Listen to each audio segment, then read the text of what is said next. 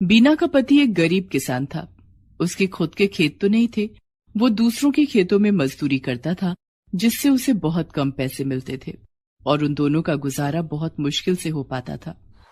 एक दिन, सुनिए जी, कम पैसों में हम जैसे तैसे गुजारा तो कर लेते हैं, लेकिन संतान न होने का दुख मुझे अब जीने नहीं देगा। मैं अपनी जान दे दूंगी। पागल हो गई है क्या? कैसी बातें कर रही हो? तुम नहीं रहोगी तो मैं जीकर क्या करूंगा? मैं भी मर जाऊंगा। दरअसल बीना और गोपाल की शादी को पूरे 11 साल हो गए थे, लेकिन उनकी कोई संतान नहीं हुई थी। दोनों के पास इतने पैसे भी नहीं थे कि किसी अच्छे डॉक्टर को दिखाकर अपना इलाज करवा सके। संतान की चाहत में बीना हमेशा परेशान रहती थी। आप तो खेतों में काम करते हैं और आपका समय कट जाता है, लेकिन दिन भर ये झोपड़ी मुझे खाने को आती है। ऐसा लगता है कि काश इस छोटे से घर में भी बच्चे की किलकारी गूंजती और मेरा अकेलापन दूर हो जाता। तुम चिंता मत करो, सब कुछ ठीक हो जाएगा। बीना को दिलासा देकर गोपाल चुपचाप सो जाता है, लेकिन सच तो ये था कि गोपाल अब बच्चे की उम्मीद छोड़ चुका था। लेकिन बीना अब भी माँ बनने के सपने देखा करती थी। माँ, माँ, माँ। अगले दिन, सुनिए जी, कल रात मैंने सपना देखा कि हमारे घर में एक बच्चा खेल रहा है। वो बच्चा बहुत ही सुंदर और प्यारा था। मुझे ऐसा लगता है कि बहुत जल्द हमारे घर में खुशियां आने वाली हैं। बीना, सपना तो सपना होता है, सपने कभी सच नहीं होते। तुम जल्दी से खाना बना दो, मुझे काम पर जाना है। पति की बात सुनकर बीना उदास हो गई, लेकिन उसे अभी भी उम्मीद थी कि वो एक दिन माँ जरूर बनेगी। उससे लोगों के ताने नहीं सुने जाते थे। वो जहां भी जाती, गांव की औरतें उसे बांझ बोलकर उससे दूर भागती और तरह तरह की बातें करती। बुधवार के दिन पूजा करने बीना गणपति भगवान के मंदिर गई। वहां पहले से पूजा कर रही औरतों की बातें बीना ने सुन ली। अरे, अब बांझ औरतें भी मंदिर आने लगी। इनका तो घर से निकलना बंद कर देना चाहिए। ना जाने कैसे लक्षण है इसके कि शादी के 11 साल बाद भी बच्चा ना हो सका। ना जाने कमी किसमें है, पति में है या पत्नी में। अब तो बच्चा पैदा करने की उम्र भी ना रही इसकी। हाँ, अब क्या बुढ़ापे में बच्चा पैदा करेगी? अब तो ये बांझ ही रहेगी। हाँ। औरतों की कड़वी बातें सुन रही बीना ये सब सह न सकी और फूट फूट कर रोने लगी। उसे रोता देखकर मंदिर के पुजारी जी ने बीना से पूछा, बेटी, तुम क्यों रो रही हो? क्या बात है? पुजारी जी, मैं बांझ हूं ना, इसलिए मुझे देखकर गांव की औरतें ना जाने कैसी कैसी बातें करती हैं, जिसे सुनकर मेरा दिल भर आया। बेटी, तुम चिंता मत करो। इस समय तुम विघ्नहर्ता सिद्धि विनायक श्री गणेश मंदिर में खड़ी हो। भगवान गणेश सबके कष्ट हर लेते हैं। अगर तुम सच्चे दिल से भगवान श्री गणेश की पूजा करोगी तो वे तुम्हारे सारे कष्ट दूर कर देंगे। मैं तो हर बुधवार के दिन गणपति बाबा के मंदिर में आती हूँ और उनकी पूजा करती हूँ। बेटी, गणेश चतुर्थी आने वाली है। तुम अपने घर में भगवान गणेश की मूर्ति की स्थापना करके पूरे 9 दिन तक भगवान गणपति की पूजा करना और उसके बाद धूमधाम से मूर्ति का विसर्जन करना। ऐसा करने से भगवान गणेश तुम्हारे दुख जरूर दूर करेंगे और तुम्हारी मनोकामना पूरी करेंगे। ठीक है पुजारी जी। बीना घर आकर अपने पति गोपाल को सारी बात बताती है। बीना, इस काम में मैं तुम्हारा पूरा साथ दूंगा। उस दिन से गोपाल रोज अपनी कमाई से थोड़े थोड़े पैसे बचाकर अलग रख देता। कुछ दिनों के बाद गणेश चतुर्थी आने वाली थी। उन्हीं पैसों से गोपाल बाजार जाकर भगवान गणेश की एक छोटी सी मूर्ति अपने घर लाता है और दोनों पति पत्नी मिलकर अपनी झोपड़ी में उस मूर्ति की स्थापना करते हैं। बीना रोज भगवान गणेश को प्रसाद चढ़ाने के लिए अपने हाथों से आटे का मोदक बनाती। सुनिए जी, घर में आटा कम होने के कारण ये 4 मोदक ही बन पाए हैं। कोई बात नहीं बीना, भगवान गणेश को तो सिर्फ तुम्हारी भक्ति से मतलब है। मोदकों की संख्या से उन्हें क्या लेना देना। तुमने भक्ति भाव से अपने हाथों से ये मोदक बनाए हैं, तो गणपति बाबा ये मोदक जरूर स्वीकार करेंगे। पूजा के बाद बीना ने जैसे ही प्रसाद उठाया वैसे ही घर के दरवाजे पर एक बालक की आवाज आई, माँ माँ।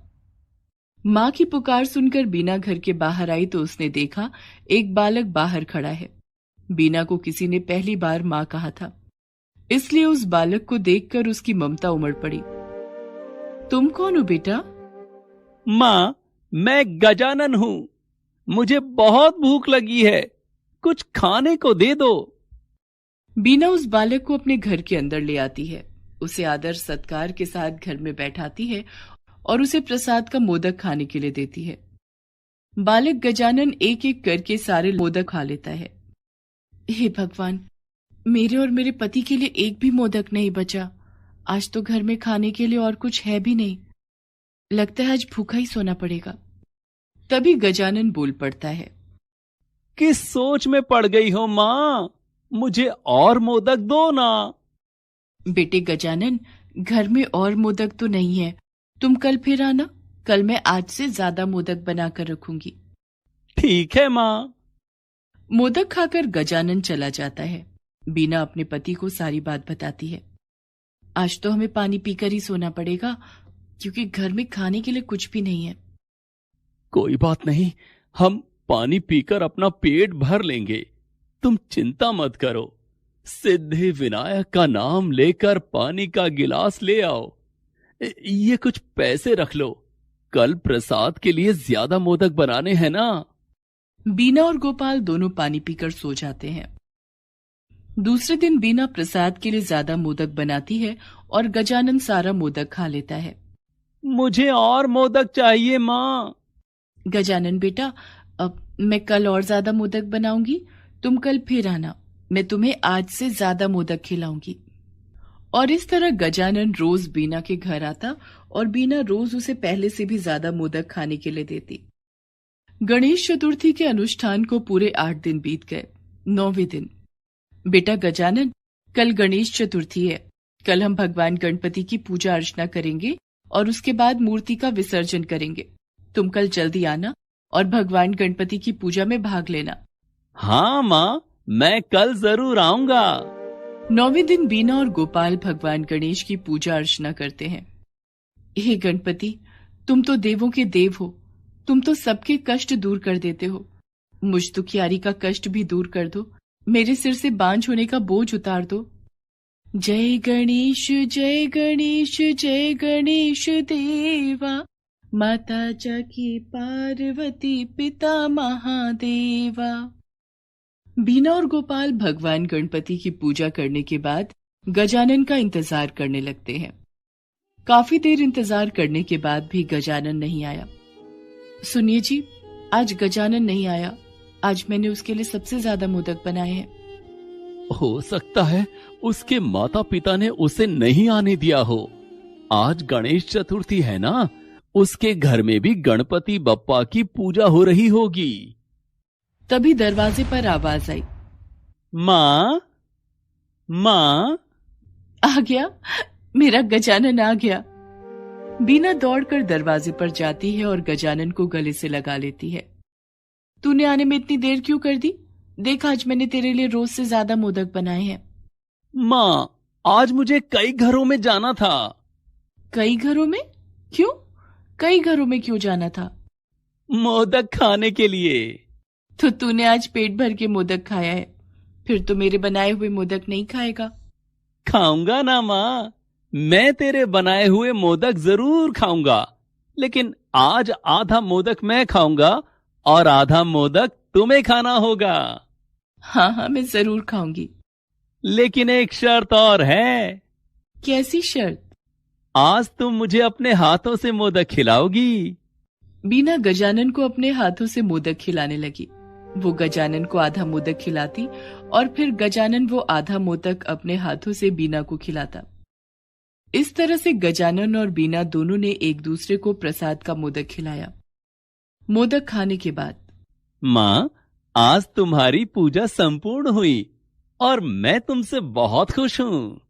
और इतना कहकर गजानन भगवान गणेश के रूप में आ जाते हैं। ये सब देखकर बीना और गोपाल हैरान हो जाते हैं कि गजानन और कोई नहीं, स्वयं भगवान गणेश है।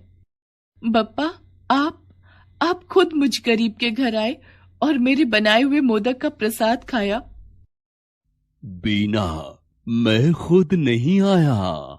तुम्हारी निश्चल भक्ति मुझे यहाँ खींच कर लाई है। बोलो, तुम्हें क्या चाहिए? बप्पा, जैसे आपने मुझे माँ कहकर पुकारा था, वैसे ही मुझे माँ कहने वाली एक संतान चाहिए। बांझपन का बोझ मुझसे अब और नहीं सहा जाता। बीना, मेरा जूठा प्रसाद जो तुमने खाया है, वही तुम्हारे लिए मेरा वरदान है। तुम्हें बहुत जल्द एक पुत्र की प्राप्ति होगी। इतना कहकर भगवान गणेश अंतर्धान हो जाते हैं। बीना और गोपाल की खुशी का ठिकाना न था। दोनों ने धूमधाम से भगवान गणेश की मूर्ति का विसर्जन किया। गोपाल और बीना दोनों पति पत्नी रोज भगवान गणेश की पूजा करने लगे। जय गणेश जय गणेश जय गणेश देवा, माता जाकी पार्वती पिता महादेवा। और कुछ महीनों के बाद बीना गर्भवती हो गई।